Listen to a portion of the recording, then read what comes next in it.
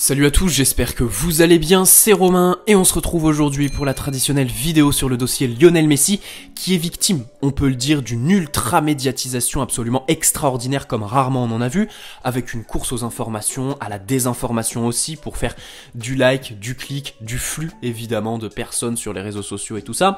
Bref, les médias racontent tout et son contraire.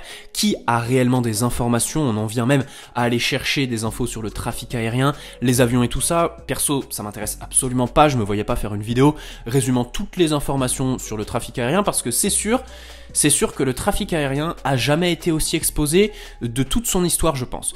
Mais de mon côté, je me suis dit, Romain, qu'est-ce que tu pourrais proposer aux abonnés qui serait qualitatif, une vidéo dont tu pourrais quand même tirer quelque chose, qui t'apprendrait quelque chose?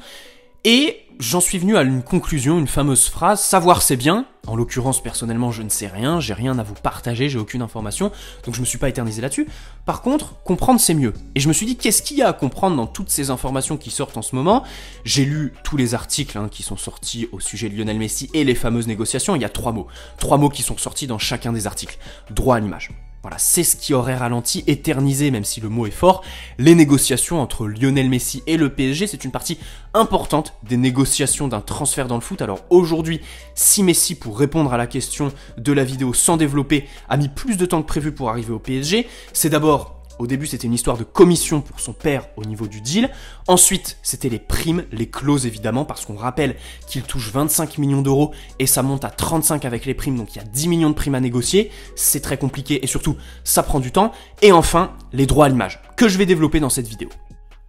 Alors d'abord, je vous apprends rien, le foot est une véritable industrie, un vrai commerce, notamment grâce à sa super médiatisation. Et pour revenir sur l'industrie du sport en général, aujourd'hui c'est un marché qui représente plus de 3% du commerce international. C'est un chiffre qui est assez éloquent et qui me permet d'introduire ma vidéo. Évidemment, parmi les premières sources de revenus au sein de ce marché, on retrouve les droits télé pour les énormes compétitions, les Jeux Olympiques, la Coupe du Monde de la FIFA, mais aussi il y a la question de la commercialisation du droit à l'image des équipes et des joueurs.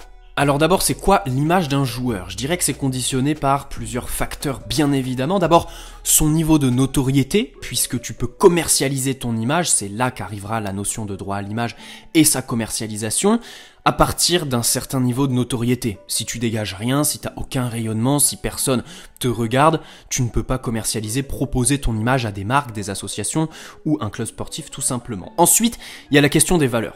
Quelle valeur l'individu, le joueur véhicule, et puis sa relation avec l'opinion publique, le grand public, sa singularité aussi, sa personnalité. Donc voilà, c'est comme ça que je définirais l'image d'un joueur professionnel. Et ensuite, le droit à l'image, donc c'est l'exploitation, le droit d'exploiter à des fins publicitaires, commercial, cette fameuse image du joueur pour promouvoir une activité, un produit, un club sportif. Bref, maintenant ce qu'il faut savoir dans un second temps, c'est que le droit à l'image, c'est totalement indépendant du contrat de travail qu'un joueur signe lorsqu'il s'engage auprès d'un club.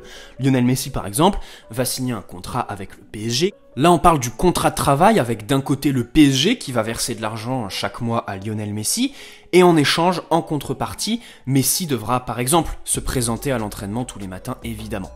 Pour faire très factuel, lorsque tu obtiens une partie ou la totalité des droits à l'image d'un joueur, tu as le droit d'utiliser ses caractéristiques personnelles et d'autres éléments qui permettent de l'identifier à des fins commerciales ou publicitaires bien évidemment. Quand je parle de caractéristiques personnelles, c'est sa voix, par exemple, sa photographie, son portrait, qu'il soit authentique ou figuré, ses accomplissements, voilà, ça peut être un film par exemple, ses performances en l'occurrence, pour un sportif de haut niveau et tout ça.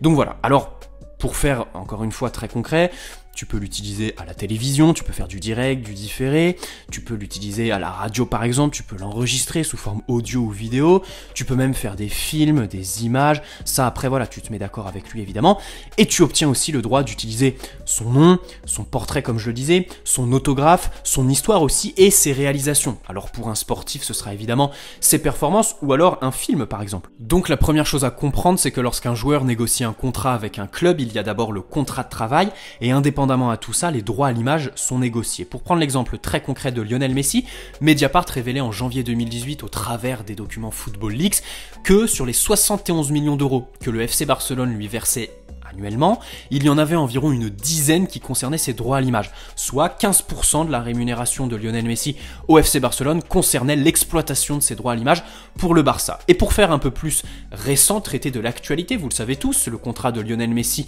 au FC Barcelone s'est arrêté en juin 2021, depuis il est chômeur, nous recrutons un chômeur, le meilleur joueur de l'histoire, mais chômeur, voilà. Le FC Barcelone, donc en termes de droit à l'image, il y a quelques petites choses qui ont changé. Ils avaient le droit jusque-là, à partir donc du 30 juin 2021 et la fin de son contrat le liant au club, de commercialiser tout objet en rapport avec Lionel Messi, que ce soit son maillot avec son flocage, ou le mug, le papier toilette, à partir du moment où c'est avec des images des saisons précédentes, des images d'archives. Ils n'avaient pas le droit, par exemple, de floquer le futur maillot pour la saison 2021-2022, Messi 10. Or, ils l'ont fait. Lionel Messi aurait très bien pu le contester, mais il ne l'a pas fait, d'abord parce que ça arrange tout le monde, et ensuite parce qu'il y a des cas bien plus graves dans ce domaine. On va y venir. Les joueurs qui touchent donc des sommes d'argent, c'est encore une fois une histoire d'argent, on est dans le foot business, en échange de l'utilisation de leur image à des fins publicitaires ou commerciales. Et en général, quand tu es joueur, il y a le joueur, le terrain, et ensuite il y a l'homme, les droits à l'image. Ce sont vraiment les deux principales sources de revenus pour les joueurs de foot aujourd'hui, ça de toute façon, tout le monde le sait. Et pour toucher ces revenus en fonction des droits à l'image, ils créent la majeure partie du temps des sociétés qui vont donc recevoir toutes les indemnités, après ils se les virent évidemment sur leur compte personnel, et parfois aussi les sociétés sont placées dans des paradis fiscaux pour faire une petite optimisation fiscale sur les profits bien évidemment. Vous connaissez le système. On arrive donc aux complications et aux difficultés que les joueurs rencontrent dans ce genre de domaine, avec en illustration le dossier Paulo Dybala. Souvenez-vous de son transfert avorté vers Tottenham en 2019, non pas la faute à un désaccord sur le salaire ou l'indemnité qu'aurait perçu la Juventus de Turin, mais sur la question des droits d'auteur. Paulo Dybala, au début de sa jeune carrière, évidemment, comme tout sportif, il était à diviser en deux. D'abord, il y avait le sportif, le terrain, celui qui vient à l'entraînement et qui est sur le terrain pour marquer des buts, et ensuite, eh bien, la personne, la personnalité, avec toute sa notoriété évidemment, et tout son potentiel marketing pour promouvoir des marques et tout ça, donc ces fameux droits à l'image, qui sont évidemment la propriété strictement personnelle de tout sportif. Voilà, ça ne dépend absolument pas de la structure sportive à laquelle il est lié, on le rappelle. Donc au début de sa carrière, Paulo Dybala, il avait négocié avec son ancien agent pour que ses droits à l'image soient détenus et gérés par une société qui était basée à Malte. Problème, c'est qu'entre-temps, il a changé d'agent. Là, c'est ici toute l'importance de négocier à l'amiable quand tu veux changer d'entourage quand tu es sportif professionnel.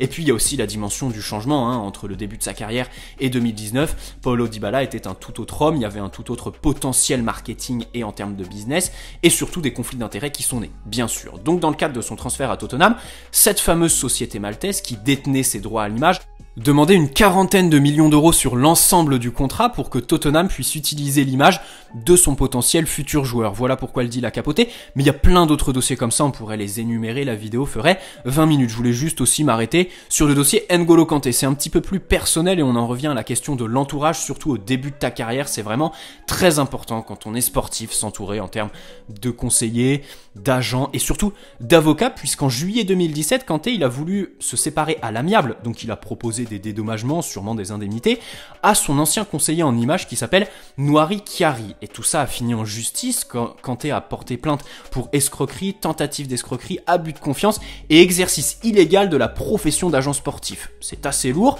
c'est dommage, le joueur en est venu à une perte de temps, perte d'énergie, et surtout son image n'était pas du tout utilisé comme il le voulait. Problème, il était sous contrat avec Noari Chiari, qui lui proposait notamment de faire la promotion de sites de paris sportifs, de sociétés de paris sportifs. Évidemment, N'Golo Kanté y était totalement opposé. Alors, la question des paris sportifs, c'est une toute autre question. En ce moment, c'est les influenceurs qui sont visés, voilà. Beaucoup se détachent de la promotion de ces fameux sites.